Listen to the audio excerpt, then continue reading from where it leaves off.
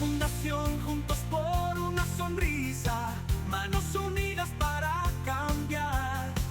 En el Museo del Juguete, los sueños echamos a volar. Hoy tengo el placer de presentaros a Javier del canal de YouTube Toy Hunter Spain. Bienvenido, Javi. ¿Qué pasa? ¿Cómo estás? Fuerte aplauso. Me alegro de verte, Javi. Muchas gracias.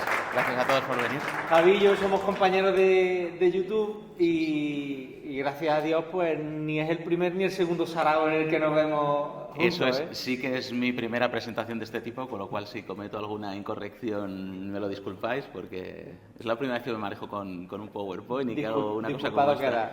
Estoy más acostumbrado a estar delante de la cámara y hacer vídeos que estar delante de tanta gente, que ya somos muchos. No pasa nada. Pues Javi, todo tuyo. Vamos a hablar de muñequitos, que nos mola mucho, Cosas un poquito más modernas. Un poquito más modernas, pero que nos gustan muchísimo. Sí. Pues vale, con todos vosotros, Javier de Toy Hunter Spain.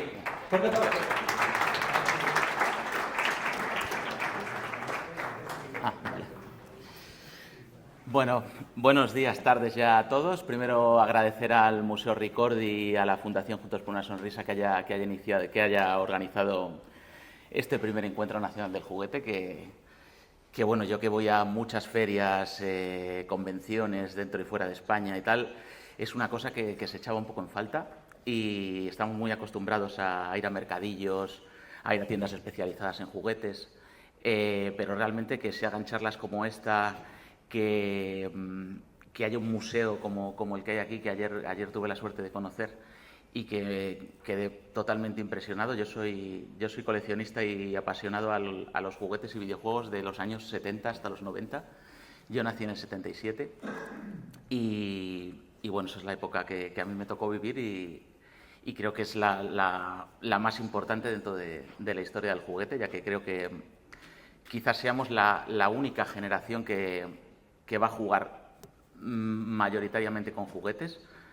Mis padres, por ejemplo, no tenían acceso a tantos juguetes como pude tener yo. O sea, mi madre tenía una muñeca y poco más, mi padre un balón, un coche, muy poco, tanto por recursos económicos, tanto por disponibilidad a nivel industrial.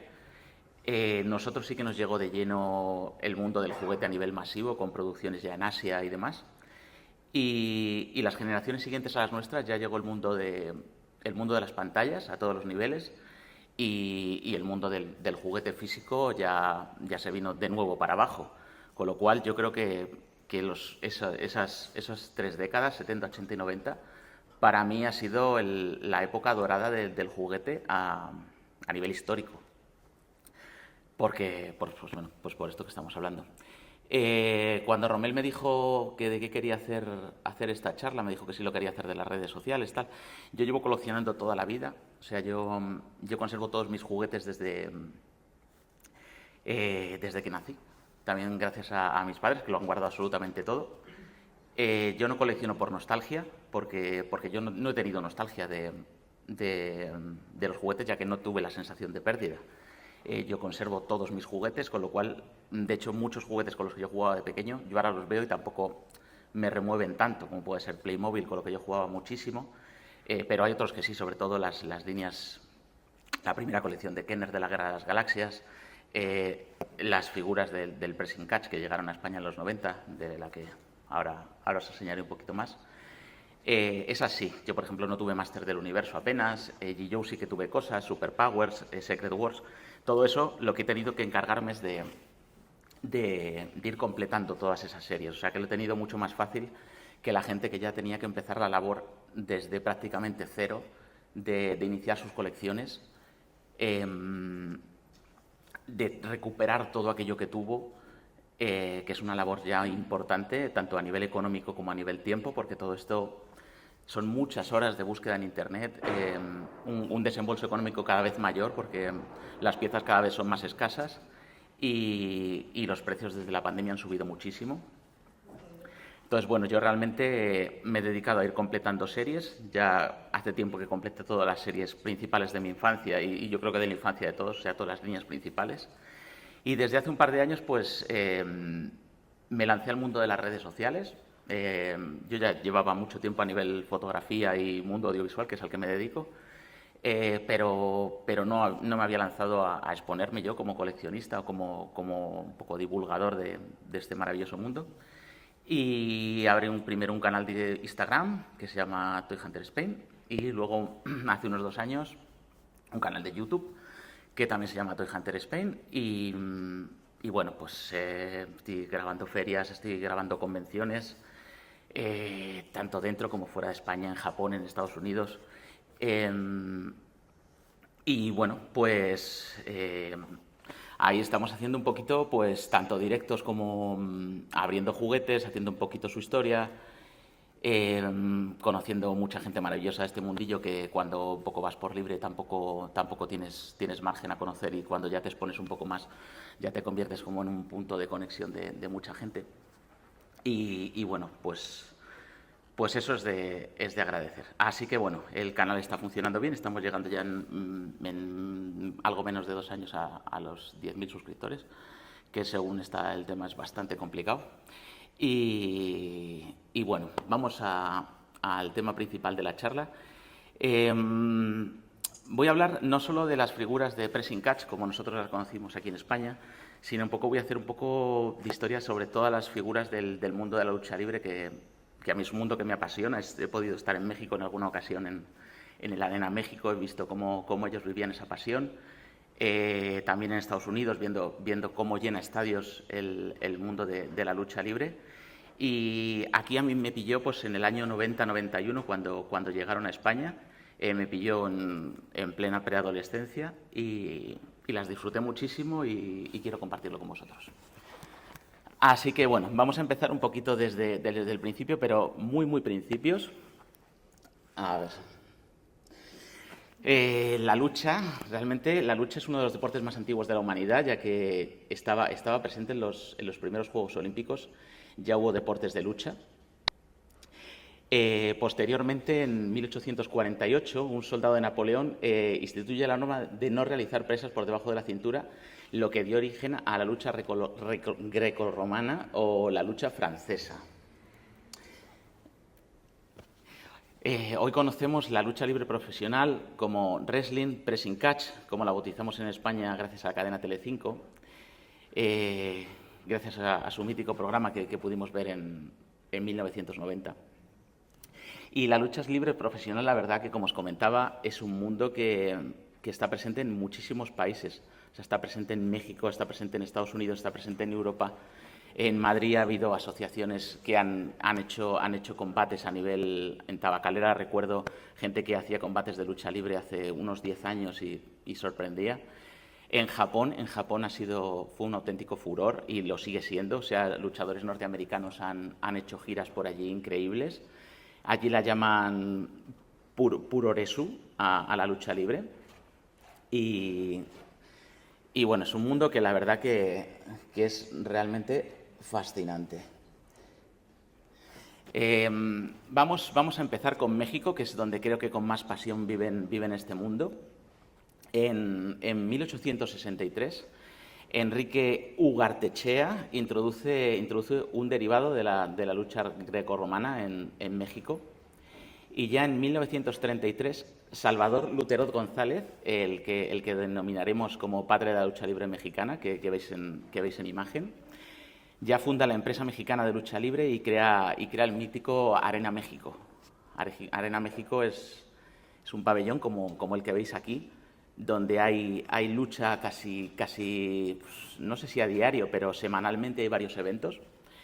Y hay unos mercadillos a las afueras, lo que ellos llaman tianguis espectaculares, donde tú puedes comprar camisetas, máscaras, todo tipo de merchandising dentro, bebes micheladas, es un auténtico show, la verdad. Entonces, esta lucha libre mezcla tanto técnicas deportivas como teatrales y es lo que convierte esto en un auténtico espectáculo. O sea, siempre pues está cuando lo veíamos que era un poco teatrillo, que si todo era mentira. Bueno, es un poco todo a la vez. Hay que ser un gran atleta, hay que estar muy en forma, las lesiones son constantes en este tipo de espectáculos. pero también no es como, por ejemplo, el MMA o deportes de contacto como el boxeo, tal, donde no hay un guión, no hay una teatralidad. Entonces, aquí yo creo que lo fascinante, y más si eres niño, es como, imagínate unos combates de boxeo o de la UFC que estuvieran ya teatralizados para que todo fuera un gran espectáculo y que hubiera malos, hubiera buenos. O sea, es que tiene, pues como las buenas películas del oeste, tiene todos esos ingredientes. Y bueno, gracias a eso, pues es el gran show que es. Si esto lo sumamos a que en México hubo cómics, cine de luchadores, que no hubo en ninguna otra parte del mundo a este nivel, figuras, tanto falsas como licenciadas, las propias máscaras para que los niños se disfracen, pues esto ha creado el cóctel perfecto para que esto sea un movimiento cultural, tanto en México como en el resto del mundo, pero sobre todo en México, que atrae desde niños a grandes y que puede ser al nivel del fútbol en España o de cualquier deporte masivo. Fíjate, los carteles de estas películas con gente como Blue Demon, como El Santo. O sea, es todo un mundo como pudiera ser en Estados Unidos las películas de la Hammer, por ejemplo, con Christopher Reeve y demás. A mediados, ya si nos metemos propiamente dicho en el mundo del juguete, que es para lo que estamos aquí, a mediados de los años 50, Mario González Márquez crea las primeras figuras de lucha libre mexicana, como las que podéis ver en las imágenes. El de la izquierda con máscara azul es Blue Demon y el con máscara plateada es El Santo. Sacó 7 figuras, medían unos 14 centímetros, tenían 2 poses. La primera y más popular, y la que más se sigue vendiendo actualmente, es con la mano izquierda levantada y la derecha abajo, como podéis ver en la del Santo. Esa pose del Santo se popularizó por una revista que se llamaba Box y Lucha en México, y la otra pose con los 2 brazos levantados pues corresponde a Blue Demon. Estas figuras es curioso porque se siguen fabricando a día de hoy y se siguen vendiendo, cosa que nosotros en España hemos perdido. Y se siguen vendiendo de la misma manera y con la misma pasión. Eran figuras muy económicas, muy económicas, ideales para venderse en ferias, en tianguis, no tenían partes móviles y me recuerda mucho a las figuras de PVC españolas. Bueno, como hablaban los compañeros de Units, estos moldes son moldes muy básicos que simplemente luego pintaban a mano. Como podéis ver, están pintados a brochazos. Y yo he traído un montón de figuras que, bueno, no sabía si iba a ser una mesa grande, entonces iba a llenarla de figuras, pero como he visto que tengo tan poquito sitio, yo tengo las primeras figuras de los años 50 que sacó Mario González. Esas figuras realmente tenían 14 centímetros. Si tú ves las que se venden ahora en los tianguis o las que puedes comprar, que no valdrán más de €1, producto de un recasteado, o sea, de un molde de molde, ya que no se utilizan los moldes originales, por supuesto, de los años 50, ya que mucha gente produce esto a nivel masivo en México. En México el mundo de la inyección de plástico está no al alcance de la mano, pero sí que hay mucha afición por hacerlo. Ahora ya con la impresión 3D, ellos hacen su bootleg, o sea, están años luz de que cualquiera se lanza a hacer sus propias figuras, un poco por necesidad también para venderlas en mercadillos y demás, pero también a nivel aficionados. Vale, pues si veis unas figuras de las nuevas, son muy pequeñitas ya. O sea, tú ves una original que era así y cuando vi la original y la pude tener en mis manos y veo lo pequeñas que son ahora, a través de ese paso de recasteados, es increíble ver la evolución de un juguete que sigue vivo y has visto cómo ha ido evolucionando a base de irse reduciendo a través del proceso de molde. Vale. Vamos a ir ahora a Estados Unidos, quizás quien dio a conocer a nivel mundial el mundo del wrestling, que luego lo exportó a Japón y demás. En Estados Unidos, en México y Japón ha habido muchísimas ligas, o sea, como deporte profesional que ha movido muchos millones, tanto de personas como de dinero. Pues se creó la World Wrestling Federation, la WWF, la WCW, la TNA, el Consejo Mundial de Lucha Libre, la AAA en México, la New Japan Pro Wrestling en Japón. Hubo muchísimas ligas, muy dispersas por todo el territorio norteamericano.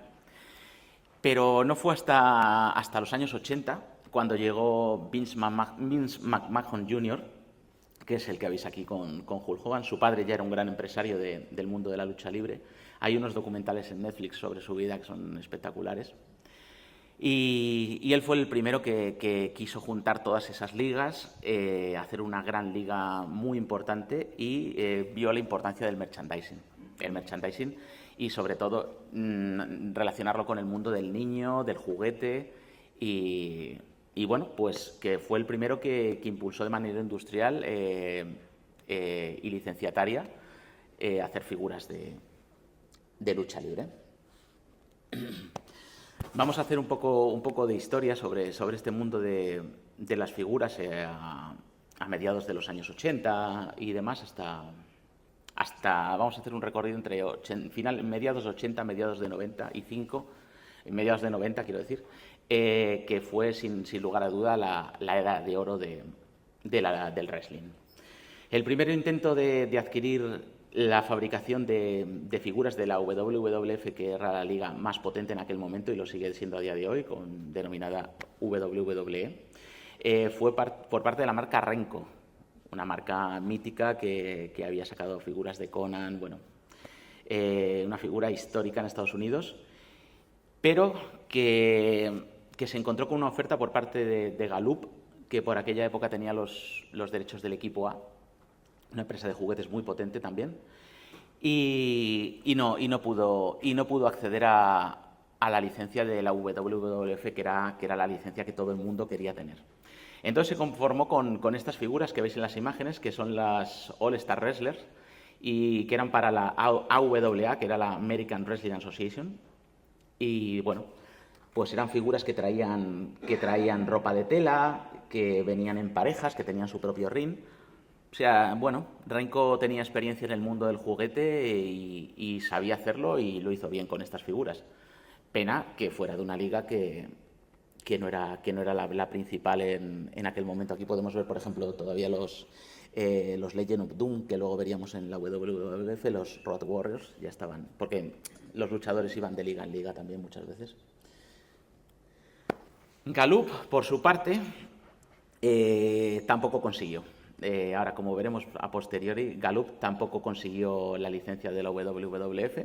Fue una lucha encarnada que pasó, como habéis visto, por el intento de Renko, por el intento de Galoob, y tampoco lo consiguió. Pero lo que sí consiguió fueron las figuras de la WCW, otra liga muy importante, propiedad del multimillonario Ted Turner en Estados Unidos, que luego era propietario de la cadena TNT, y por eso hubo una gran lucha a nivel televisivo, ya que él tenía una de las emisoras de televisión más importantes a nivel mundial, y sacó estas figuras. Estas figuras que sacó Galoob, a nivel figura, para mí son mis favoritas.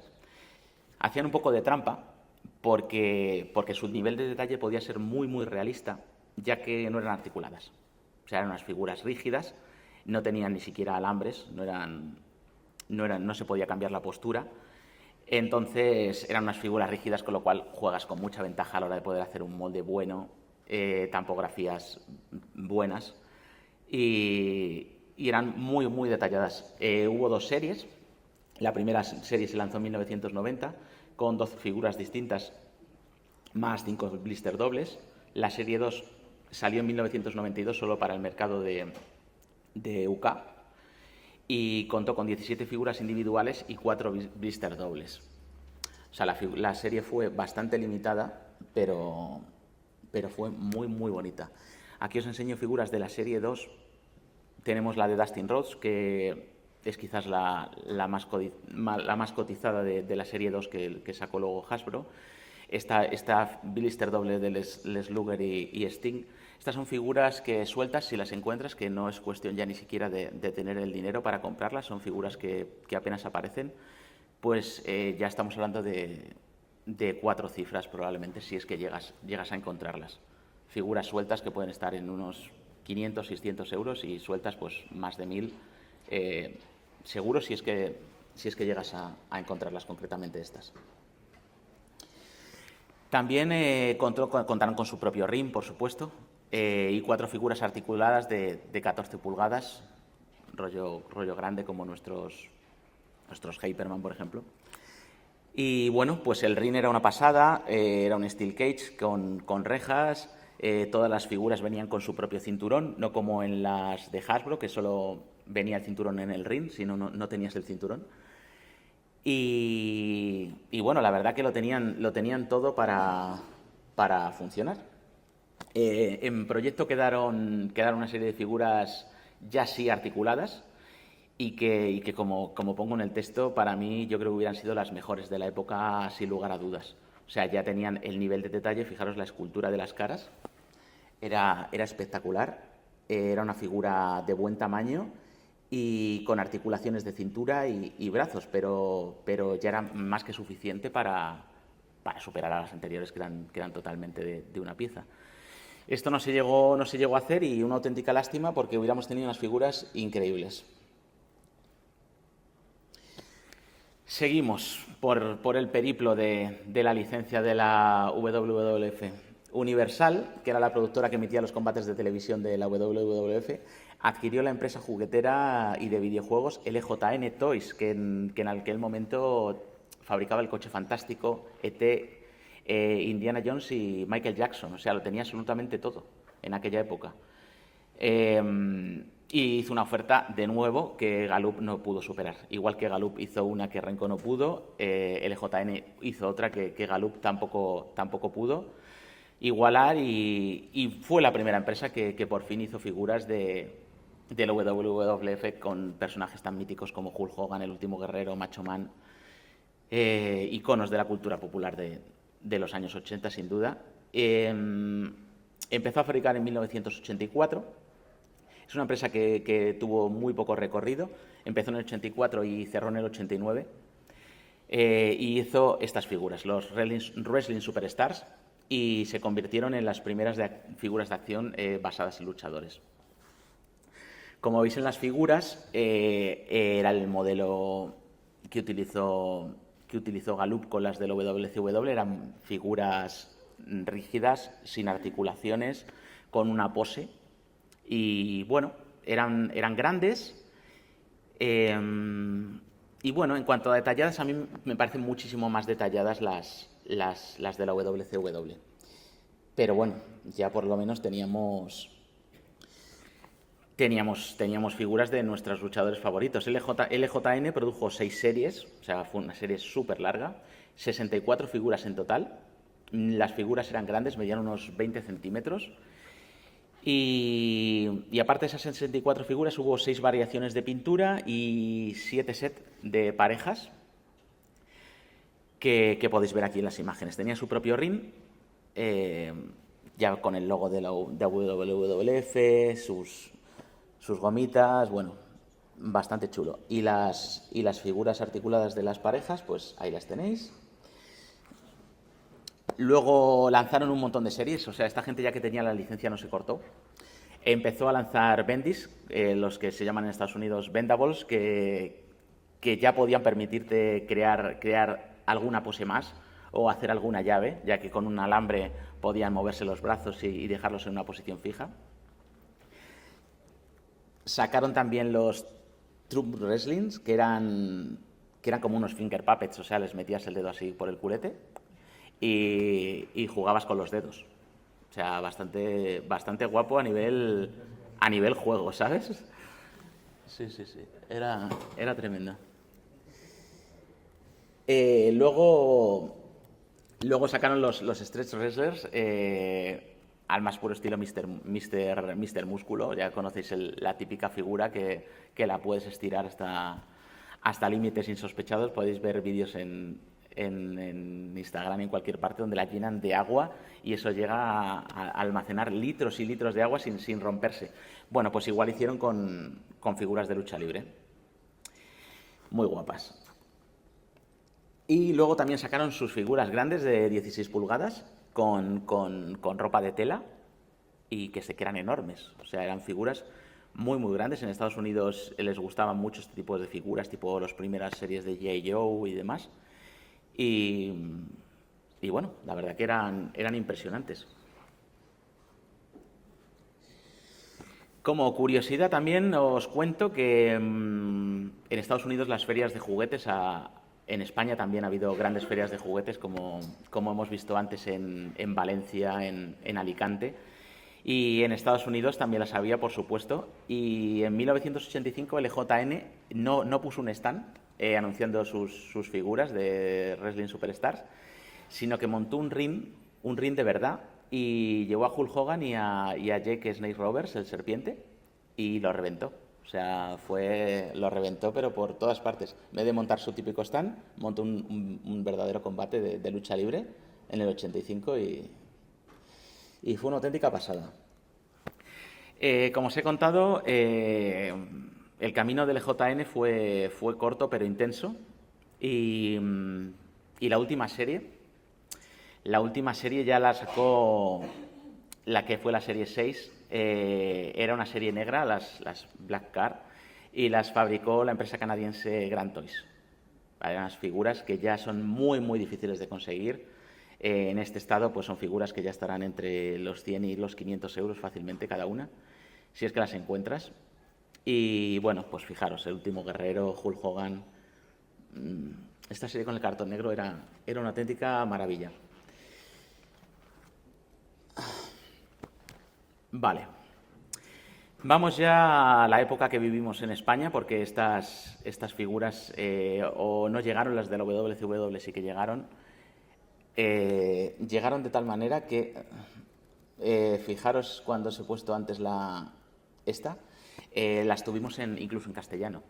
O sea, tuvimos la gran suerte. Eran todas figuras made in China, ¿vale? Aquí no tuvimos producción en España, como si pudo suceder con el conglomerado de empresas de PvP, con Star Wars y Kenner y demás. Pero fijaros, colecciona a los 12 luchadores, anula a sus contrincantes con fuerza colosal. O sea que tuvimos la suerte de que estas figuras las pudimos tener en España con cartón en español, aunque no tuvieron ningún éxito. Pero oye, tuvimos la gran suerte de poder tenerlas. Vale, volvemos. Bueno, Hasbro como juguetera estaba muy por encima de todas las que hemos visto hasta ahora, estaba muy por encima del EJN, así que cuando consiguió la licencia de estas figuras, lo primero que hizo fue reducir el tamaño a la mitad prácticamente, les cambió el diseño radicalmente, hizo un diseño mucho más caricaturesco y las dotó sobre todo de articulaciones. O sea, era una cosa fundamental para que el juego del niño pasara al siguiente nivel. También eran figuras que tenían complementos, que tenían un mecanismo interior y que les hicieron poses y movimientos que se vinculaban con el que hacía el luchador en la vida real. Aquí os dejo pues la imagen de la patente norteamericana de la primera figura de Hulk Hogan, que fue con la que iniciaron. Y bueno, el mecanismo que tenían dentro no es que fuera muy complejo, pero era muy ingenioso. Estos son bocetos originales de los diseños. Este es Bret Hitman, donde podemos ver las primeras anotaciones y cómo fue el nacimiento de estas figuras. Este es Macho Man. Aquí podemos también ver los primeros bocetos, que la verdad que son increíbles.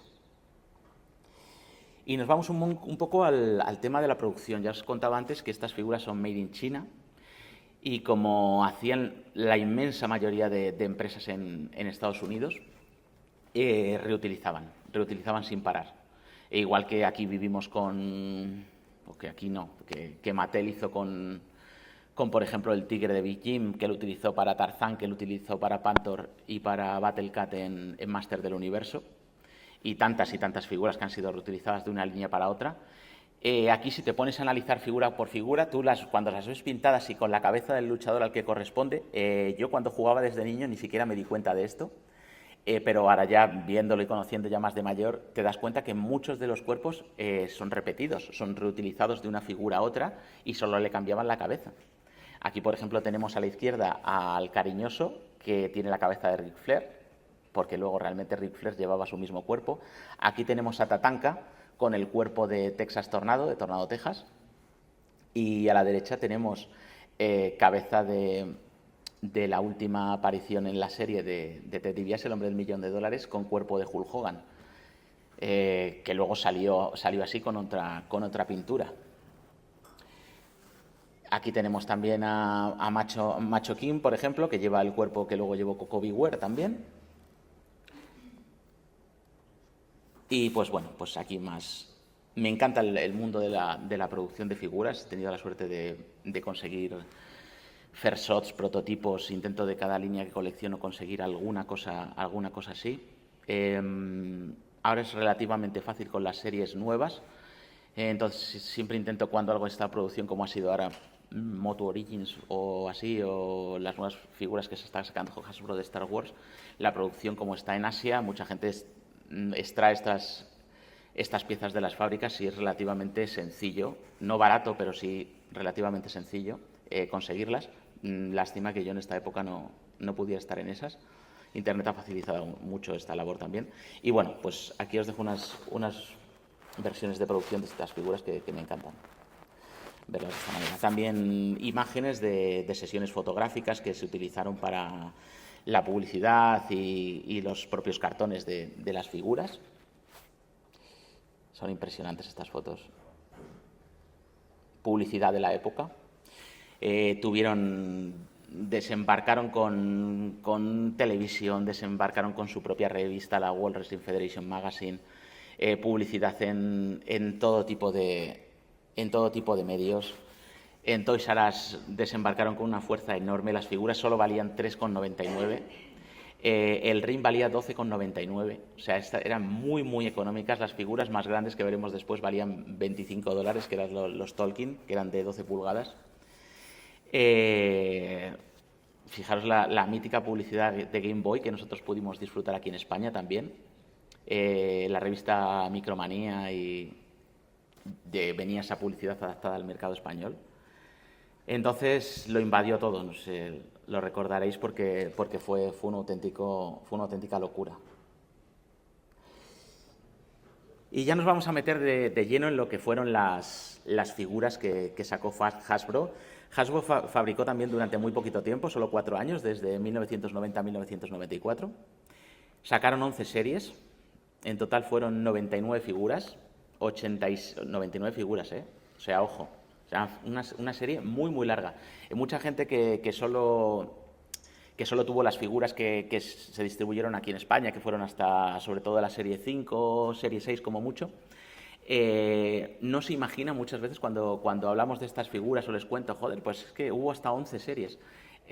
No las recordaba, creía que eran un poco la serie 1, serie 2 y poco más. Pero no, hubo 11 series, 99 figuras, igual de un tamaño muy parecido al de, por ejemplo, la serie Vintage de Star Wars Kenner, que fueron cerca de 100 figuras. 86 de ellas fueron individuales en blister, hubo 5 blister dobles para parejas de luchadores y 3 figuras mail away que se enviaban a través de un proceso de un cupón en una revista.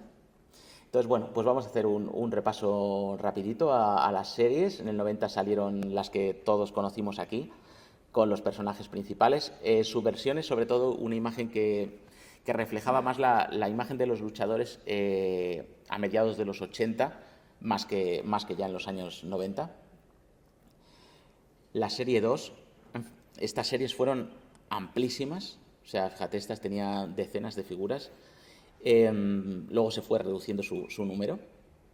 Salieron muchas variantes de luchadores. Hulk Hogan salió como 4 veces. El último guerrero salió otras tantas. Macho King también. Hubo luchadores que no salieron, por desgracia, tampoco salieron managers y otros salieron varias veces. Bueno, aquí tenemos a Dustin Rhodes en el centro, el de los topos amarillos, que es la figura que hemos visto antes, que os he dicho que ahora en WCW es carísima y también es la más cara de las 2 primeras series o incluso de las 3 o 4 primeras series. Es una figura que era regular, pero se volvió carísima y muy, muy difícil de encontrar a día de hoy. El resto ahora mismo, quitando las que tengan algún accesorio, son bastante económicas, o sea, sueltas pueden estar en torno a 10 euros o algo así, con diferencias según ciertos modelos. Serie 3. Pues nada, un montón de figuras súper chulas. Mi último guerrero favorito, que es el de ahí abajo, es quizás mi versión favorita. Serie 4, ya salían los malditos. Aquí muchas parejas, el número de figuras ya se redujo bastante y introdujeron las parejas de los Nasty Boys, los Legend of Doom, Bret Hitman Hart, el Enterrador, British Bulldog, algunas de mis figuras favoritas sin duda. Serie 5, seguimos con más versiones de Hulk Hogan, de Sid Vicious, de un montón de Monty. Hart Foundation, que llevaba a Anvil y a Bret Hitman Hart, solo no sacaron a Anvil con el traje de la Hart Foundation, sino que le sacaron cuando hacía pareja con Owen Hart. Serie 6, aquí ya se empieza a complicar la cosa. Hasta Serie 5 en España pudimos más o menos acceder. Aquí ya empezó a perder un poco de fuelle y se fueron centrando sobre todo en el mercado norteamericano. Pues bueno, tenemos a Papachango, a Tito Santana, ya algunas figuras con tela como esa que podéis ver ahí. Serie 7, ya a nivel conseguirlas hoy en día ya se empieza a complicar la cosa. Estamos hablando de una serie que es tan larga en la que podemos encontrar figuras que valen 10 euros a día de hoy, como las de la serie 1, que se pueden encontrar en España a ese precio, como figuras que valen 600 o 700 cuando lleguemos a la serie 11. Es una cosa que a la gente le llama muchísimo la atención también, la variación de precios que hay en estas figuras. Serie 8, tenemos una versión muy complicada del último guerrero que traía chaqueta de tela y que es muy difícil. También esa versión de Bret Hitman, que le cambiaba la tampografía, es bastante complicada, sobre todo en blister. Serie 9, aquí ya la cosa se empieza a poner bastante caliente. Esa bandera de Staka Dugan vale muy cara si la consigues. Los complementos ya sabéis que siempre son la pesadilla de cualquier coleccionista. Siempre al final los acabamos perdiendo. Serie 10, una serie que ya se complica bastante. Este Razor Ramón con ese cambio de color. Vemos a los sacamantecas que les pusieron una gorrita. Y llegamos ya al Rolls Royce de las figuras de la serie 11, última serie. Figuras, luchadores que casi no conocimos en España, con los que no tuvimos ninguna vinculación emocional, que no tuvieron esta serie no tuvo prácticamente éxito en Estados Unidos, algo en Inglaterra, una distribución ya mínima y totalmente residual, lo que hace que una sola de estas figuras sueltas, la que veis abajo es un 2-3 kit, probablemente la más complicada de todas las casi 100 figuras que componen la serie, pues está en torno en buen estado, puede estar entre los 600-800 euros esa figura, sí. Y el resto, pues bueno, estarán en torno entre los 100 y 300 cada una, ya debido a la muy escasa distribución. Estamos hablando de figuras sueltas. Si hablamos de encontrarlas en blister, pues ya estaríamos hablando de 2.000-3.000 euros, ¿vale? Y bueno, si hablamos de, por ejemplo, las versiones Mail Away, que en su momento valían $7,95 y que a principios de los años 2000 en cualquier tienda del medio oeste norteamericano o en cualquier tienda de California encontrabas en piletas por $10, se han convertido también en locuras. Llevo tiempo detrás de ese Hulk Hogan, no porque sea una figura muy difícil de conseguir, o sea, realmente puedes encontrarla hoy en eBay, probablemente haya una o dos a la venta, tampoco hay decenas, pero quizás haya una o dos. Pero estos sí que son figuras que ya estamos hablando de Hulk Hogan con ese traje de Hulkmanía rojo y ese pañuelo. Esa figura está en torno a los 1.300 euros a día de hoy. Venía dentro de una bolsita También tenemos al enterrador el enterrador tiene varias versiones en cuanto al color de la pintura de la barba y demás. Viene con ropa de tela, y Bret Hitman que le cambiaba el color del corazón, que también se pudo encontrar en algunas versiones en blister, porque cuando sobraron algunas de estas figuras las llegaron a emblistar. Vale, las figuras del Mail Away son ahora mismo unicornios, poder conseguirlas. Sacaron también sus versiones de 12 pulgadas, son muy grandes y muy chulas. Solo sacaron estas dos. Tienen como los muñecos de Toy Story, tienen detrás una cuerdecita que tiras de ella y tienen un módulo de voz. Es prácticamente imposible conseguir. Yo la mía está nueva de juguetería, y cuando tiras de la cuerda no se oye ya prácticamente nada. O sea, se oye, pero es totalmente ininteligible lo que dicen, ¿vale? Hacían como sus gritos y unas cuantas frases así propias del luchador, pero a día de hoy, por desgracia, ya no se escucha nada más que ruido, realmente.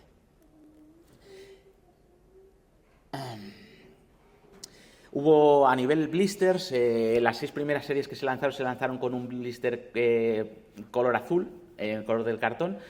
A partir de la serie 7 cada una recibió su propio color. La serie 7 era amarilla, las 8 roja, la 9 morada, la 10 azul y la 11 verde, que es muy chulo cuando tienes las figuras en blister, ir viendo cómo cambiaba el color de los cartones. Y bueno, de cara a si eres coleccionista duro de este tipo de figuras, pues es muy aspiracional poder tener alguna figura blister verde, blister azul, blister morado, pues mola mucho, la verdad.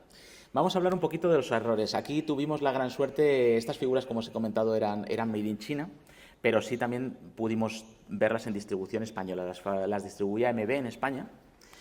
Y bueno, aquí podéis ver un blister de parejas, y debe ser que en la traducción pues alguien se perdió. A la izquierda tenemos correctamente etiquetados Animal y Hawk, y a la derecha podéis ver el blister español, donde pone debajo Hawk y Animal, o sea, intercambiaron los nombres. Eso convierte este blister en una de las rarezas de la colección, y bueno, pues a coleccionistas internacionales pues les gusta también tener este blister, y por eso es uno de los más caros a nivel parejas por este error de los nombres, ¿vale?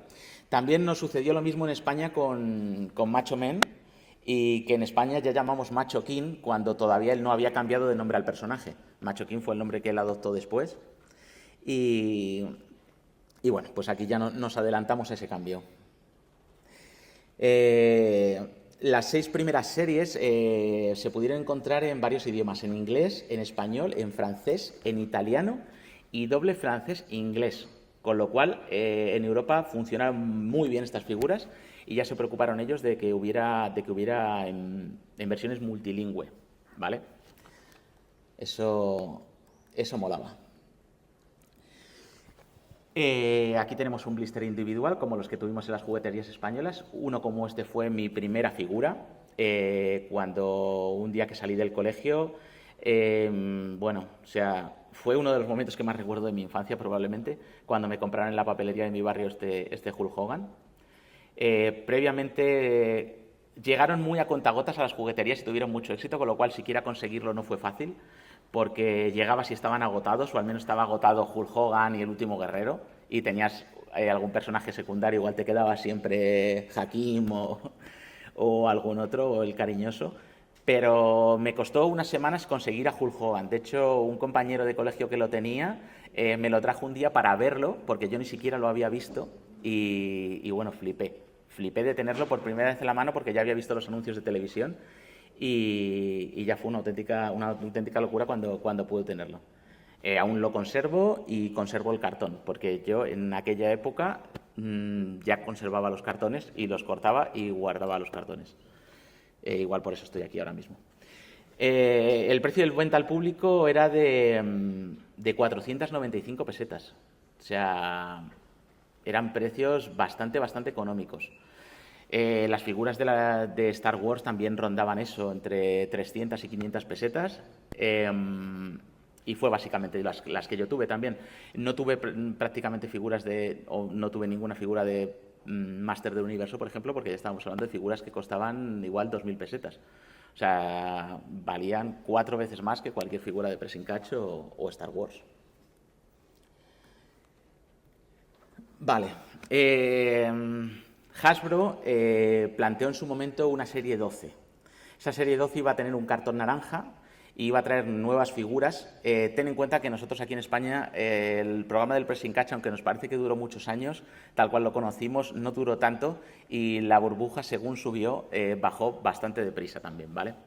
Entonces, cuando llegaron todas estas series, aquí ya estaba bajando y aquí ya no había distribución, no había casi distribución europea.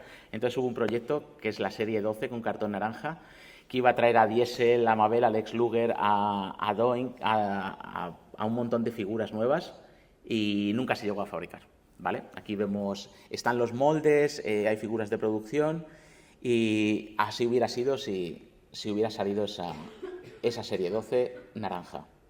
Vamos a ir a figuras muy, muy raras, a prototipos, a rarezas de las que solo se conocen 1, 2 o 3 piezas como máximo a nivel mundial.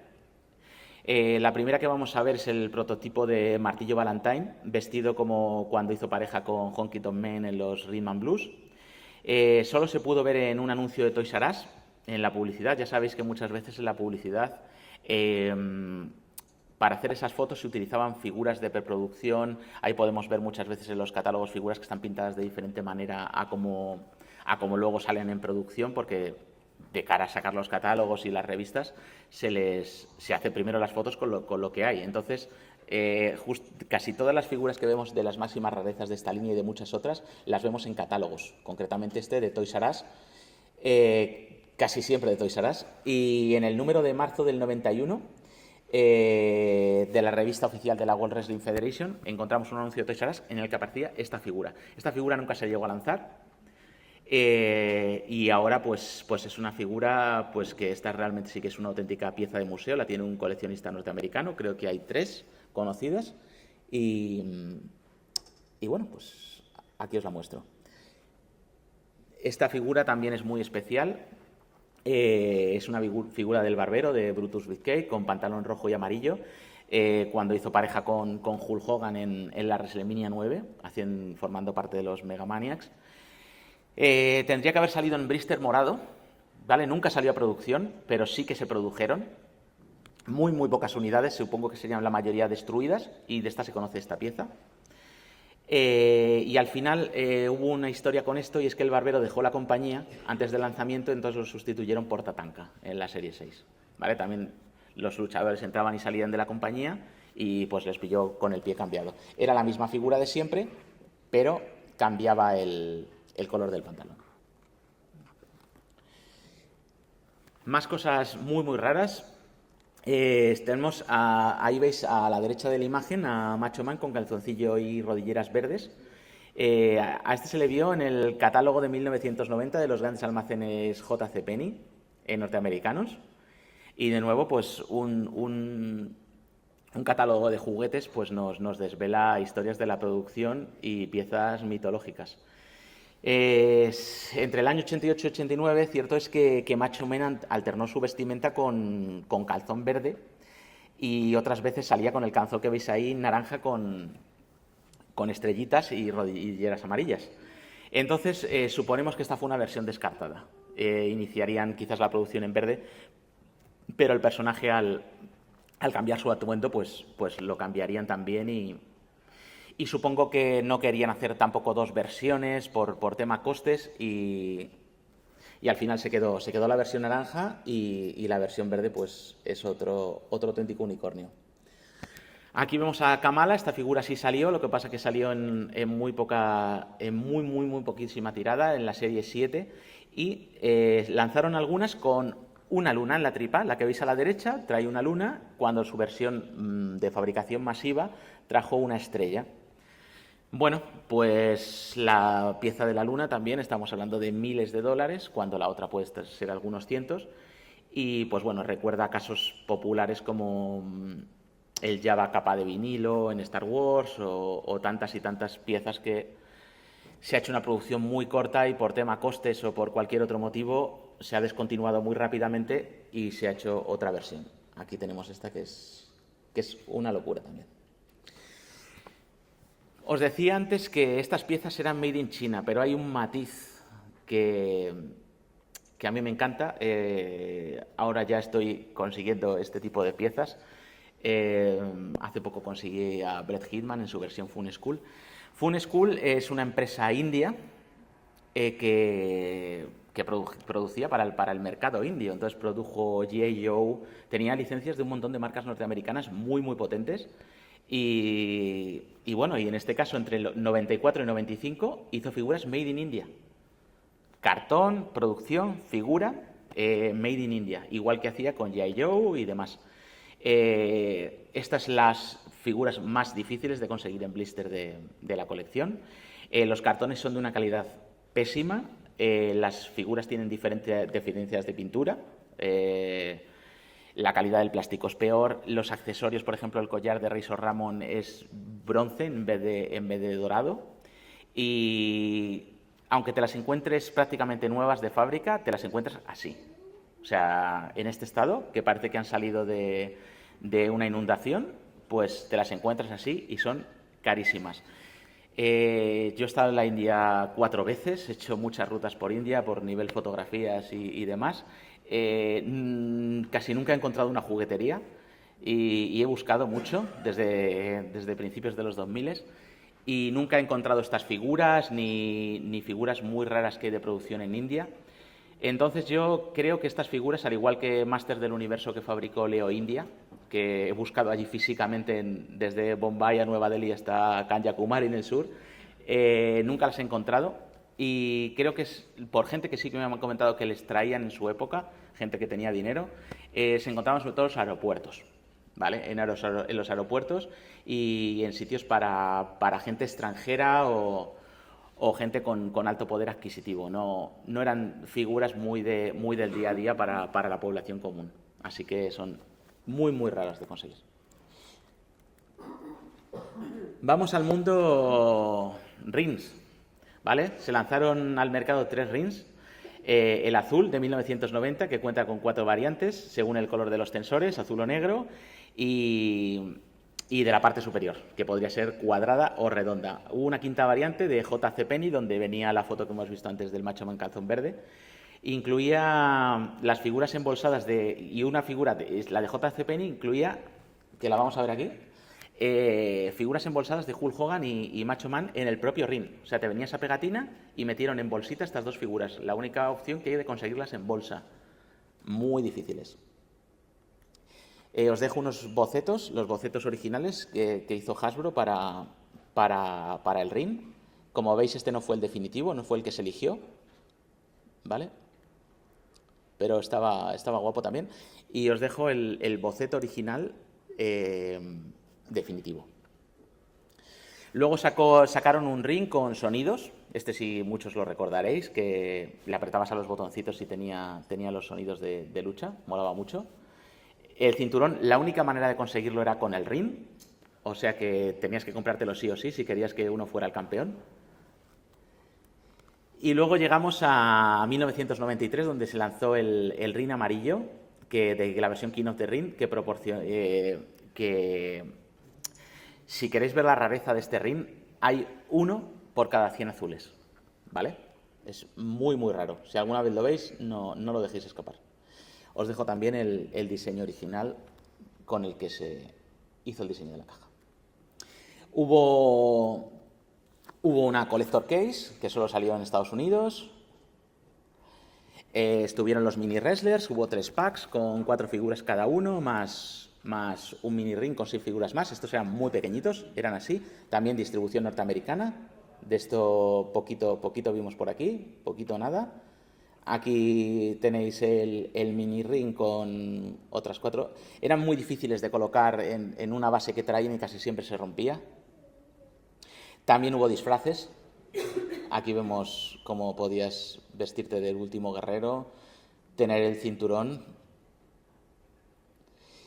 Y después de esta maravillosa etapa de Hasbro, se continuó O sea, otras marcas como Jakks Pacifics, Just Toys, Tonka, Plause hicieron durante los años 90 figuras de lucha libre. Aquí tenemos una figura de Plause, que era una figura de PVC, pero luego ya, o sea, el mundo de las figuras hasta día de hoy sigue funcionando, sigue existiendo y se volvió, no solo había una empresa que las fabricaba, era masivo. Os acordaréis de estos Wrestling Buddies, que algunos sí que llegaron a España, que los fabricó Tonka, que eran peluches. Llegaron a hacer Play School, hizo un triciclo, o sea, imaginaros al nivel que llegó la licencia. Actualmente Mattel ha querido relanzar la marca con la línea retro, que ha revisitado las figuras de los años 90 y ha sacado a luz luchadores y managers de los que nunca pudimos disfrutar, como por ejemplo Jimmy Hart, el presentador, Mr. T. O sea, no se les ocurrió hacer estas figuras, ¿sabes? Y hacían una figura 4 veces. En fin, bueno, pues ahora gracias a la colección retro, una colección hecha sobre todo para adultos, pues podemos tenerlas porque además son del mismo tamaño, las pones entre ellas y quedan perfectas. Antes de terminar, un recordatorio sobre todo al programa de Pressing Catch. Fue emitido entre el 90 y el 94 por Telecinco, lo presentaba Héctor del Mar y José Luis Ibáñez. Bueno, y qué deciros, no sé, supongo que lo veríais en la época, yo desde luego no me perdía ninguno y fue el motivo de que ahora esté haciendo esta charla y que haya coleccionado estas figuras. El 5 de octubre del 91, la WWF hizo su primer show en España, lo hizo en el Palau Sant Jordi de Barcelona, en lo que se llamó European Rampage Tour. Ahí podéis ver la camiseta que muestro orgulloso. Por delante sale Roddy Piper. Fue récord europeo de asistencia a un pabellón cubierto, 17.400 personas. O sea, no estamos hablando de algo minoritario precisamente. Récord europeo para un combate de lucha libre. Y bueno, pues pudimos ver en persona El Enterrador, Los Rockeros, Roddy Piper, Legend of Doom, Poli Loco, Ric Flair, Tito Santana. Impresionante. Os decía que había producción china, había producción en India, pero guardaba para el final el detalle que también en España se produjo material de la WWF y hubo licencia y hubo fabricación made in Spain, tanto original como bootleg, y Star Toys fue la empresa que lanzó las primeras cinco figuras gigantes de 14 pulgadas. Eran horribles, tenían pelo real, tenían partes textiles. Y bueno, gracias a Star Toys pudimos tener material hecho en España de estas series. Hubo 4 figuras, una serie 2 que se quedó en el tintero, Super Mosca, Texas Tornado, nunca se llegaron a fabricar, pero estaban ya diseñadas y aquí os las puedo mostrar, aunque no salieron a la venta. Star Toys sacó figuras pequeñitas de PVC, hubo 6 diferentes, son muy difíciles de conseguir a día de hoy. Yo tuve la suerte de conseguirlas el año pasado en un almacén de juguetes que salieron todas juntas. Pero vamos, hay gente que me consta que ha estado años para conseguir estas 6 figuras por una. Bueno, pues figuras del PVC, made in Spain, del Pressing Catch. Y en España, muy aficionados al mundo bootleg, a hacer una producción muy parecida que nos hermana con México. A nivel mercadillo, nosotros tenemos una gran cultura del mercadillo. Juiva hizo sus propios diseños. Ahí podéis ver una panoplia completa, donde podéis ver abajo al Último Guerrero. También sacó un pseudo Hulk Hogan. También fusilaron literalmente los moldes de las figuras originales de Hasbro de una manera, pues como veis. Estas 2 figuras son muy raras de encontrar y están en torno a los 100-150 euros si consigues encontrarlas cada una, las que pongo en grande. La del gigante, la del barbero, pues fijaros, era simplemente el molde totalmente fusilado. Tuvieron la decencia de hacer articulaciones, que para ser una figura bootleg es todo un detalle. La pintura era la que veis, pero a mí me resulta muy guay saber que también se produjeron en España y que forman parte de nuestra historia. Y ahora sí, con estas figuras terminamos. Espero que os haya gustado este recorrido. Supongo que algunas cosas no las conocíais, otras otras os ha traído buenos recuerdos y gracias por escucharme.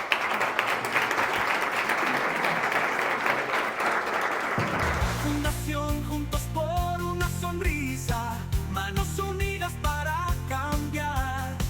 En el Museo del Juguete, los sueños se echan.